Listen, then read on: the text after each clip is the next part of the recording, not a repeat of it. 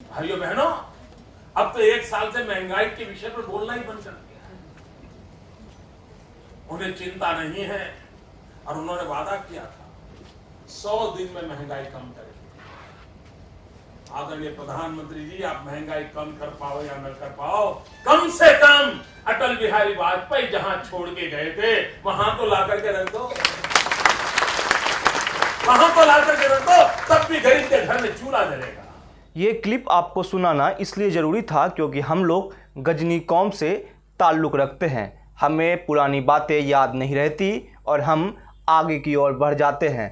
वैसे तो निरंतर आगे बढ़ना एक अच्छे समाज की निशानी होती है, लेकिन वो समाज कभी अच्छा नहीं होता जो अपने पुराने दिनों को भूल जाए। लेकिन हम सभी उसी समाज से आते हैं जो अपने पुराने दिनों को भूलकर अपने आगे के दिनचर्या में लग जाते हैं। वैसे तो हर किसी की ज़िंदगी में अलग अलग चीज़ें प्रभावित करती है, लेकिन एक चीज़ ऐसी है जो इस वक्त पूरे देश को प्रभावित कर रही है, वो है महंगाई। महंगाई ने इस समय देश की जनता का तेल निकाल कर रख दिया है। पर्स में पैसे नहीं है और महंगाई हर दिन बढ़ती जा रही है। पहले जब पेट्रोलियम के दाम बढ़ रहे थे तो बीजेपी के नेताओं ने जनता को ये समझाया कि रूस और यूक्रेन के बीच युद्ध के कारण पेट्रोलियम के दाम बढ़ रहे हैं और इसमें भारत सरकार कुछ नहीं कर सकती है। एक तरफ जहां बीजेपी के नेता ये समझाने की कोशिश कर रहे थे कि रूस और यूक्रेन युद्ध के कारण पेट्रोलियम के दाम बढ़े हैं, वहीं बीजेपी आईटी सेल की टीम सोशल मीडिया पर लगातार ये दिखाने में लगी हुई थी कि इस युद्ध के दौरान भी मोदी सरकार ने अपनी इच्छा शक्ति को दिखाते हुए रूस से सस्ते कीमत पर तेल को खरीदा है। मतलब एक तरफ जहां नेता अलग बातें करता है, वहीं बीजेपी आईटी सेल की टीम अलग अलग बातें जनता को दिखाकर दिग्भ्रमित कर रही है। ये तो हो गई महंगाई की बात। अगर हम इस बात को मान भी ले कि रूस और यूक्रेन युद्ध के कारण पेट्रोलियम पदार्थ की कीमत बढ़ी है तो जरा समझ में भी आता है, लेकिन अब यहाँ पर आकर बीजेपी के नेता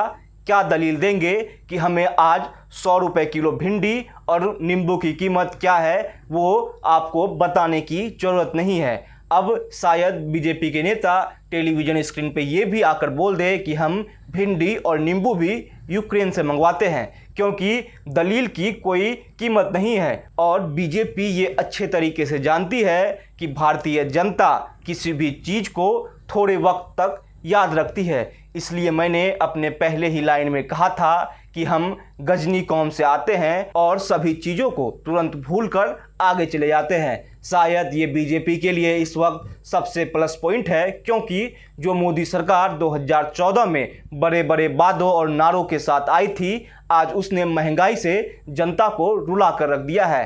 तब 2014 में जब नरेंद्र मोदी अलग अलग जगहों पर जाकर चुनाव प्रचार कर रहे थे तो महंगाई को लेकर क्या क्या नारे लग रहे थे, शायद ये आपके जहन में याद होगा। लेकिन अब जब मोदी सरकार के रहते हुए ये महंगाई दिनों दिन बढ़ते जा रही है, लोगों की आमदनी कम हो रही है और जेब की खर्च बढ़ती जा रही है, लेकिन सरकार की तरफ से जनता को कोई रिलीफ नहीं मिल रही है। जनता रोए, जनता मरे या जनता कुछ भी करे, लेकिन जनता को टैक्स देना है जिससे देश को चलाना है। ये मेरा मानना है कि हमारे देश के 60 से 70% नेताओं को नींबू और भिंडी की कीमत का पता नहीं होगा, लेकिन उनके लिए सरकार ने सभी इंतजाम कर रखे हैं। लंबी लंबी गाड़ियां हैं, हमारे पैसे से वो मौज करके उस गाड़ियों पे फर्राटे भरते हैं। घर में काम करने के लिए एक पूरी मंडली दी गई है और हमारे पैसे से अय्याशी करने की इजाज़त, और शायद इस वक्त के सभी नेता यही कर रहे हैं।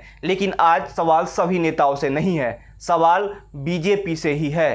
क्या बीजेपी उन नारों को भूल गई है जो वो 2014 में लगाते आती थी? क्योंकि अगर 2014 में कांग्रेस नेताओं को सुने तो वो भी महंगाई को विश्व की मंदी से जोड़ रहे थे। मतलब कि 2008-9 के बाद जब विश्व आर्थिक मंदी से उभर रही थी तो उस समय कांग्रेस के नेता यही दलील दिया करते थे कि आर्थिक मंदी से उबरने में अभी और वक्त लगेगा और जनता को महंगाई झेलनी पड़ेगी। लेकिन उस समय बीजेपी के नेता बड़े बड़े नारे मारते थे और ये समझाते थे बीजेपी के आने के बाद ये राम राज्य बन जाएगा, यहाँ शहद और दूध की नदियाँ बहेंगी और हर तरफ खुशहाली ही होगी। भले ही खुशहाली नेताओं के घर में जरूर आ गई हो, लेकिन जनता के घरों में अभी भी अंधेरा है। 1000 रुपये सिलेंडर भराने की हिम्मत अभी किसी को भी नहीं हो रही है। और पेट्रोलियम की कीमत क्या है, शायद ये पेट्रोल पंप पे जाने वालों को अच्छे तरीके से मालूम होगा। उन नेताओं को इस बात की इल्म भी नहीं होगी जिन्हें पेट्रोल पंप पर उतरने की जरूरत भी नहीं होती है। प्रधानमंत्री का महंगाई पर चुप होना ये बहुत बड़ी बात होती है, क्योंकि नरेंद्र मोदी ने 2014 में महंगाई को सबसे बड़ा मुद्दा बनाया था। और अब जब उनके कार्यकाल में महंगाई बढ़ रही है तो कोई भी नेता बोलने को तैयार नहीं है। बीजेपी के प्रवक्ता टीवी स्क्रीन पर आकर अलग अलग दलील पेश कर अपना वक्त निकाल कर चले जाते हैं, लेकिन सवाल जस का तस है। जो मोदी सरकार तमाम वादों के साथ आई थी, उन वादों का क्या हुआ? जो वादे 2022 के लिए किए गए थे, उन वादों का क्या हुआ? शायद 2022 में प्रधानमंत्री नरेंद्र मोदी द्वारा किया गया एक भी वादा पूरा नहीं किया गया है। किसानों की आय डबल करने की योजना, मुझे उस वक्त भी शक था और अब तक पूरा नहीं हुआ है, लेकिन मुझे एक भरोसा उस वक्त जरूर था कि शायद जिस तरह से प्रधानमंत्री आवास योजना को चलाया जा रहा था कि हर गरीब तक छत पहुंचाया जा सकेगा, लेकिन उन वादों को भी पूरा नहीं किया जा सका। भले ही 2 साल कोरोना की मंदी रही हो, लेकिन कोरोना के मंदी में भी मोदी सरकार ने अपनी पीठ ही थपथपाई है, भले ही उसमें कितने लोगों की जान चली गई हो। और अब महंगाई लोगों की जान ले रही है। महंगाई पर आप सभी का क्या कहना है, हमें कमेंट करके ज़रूर बताइएगा। इस वीडियो को लाइक और शेयर करना ना भूले और जाते जाते इस चैनल को सब्सक्राइब कर ले।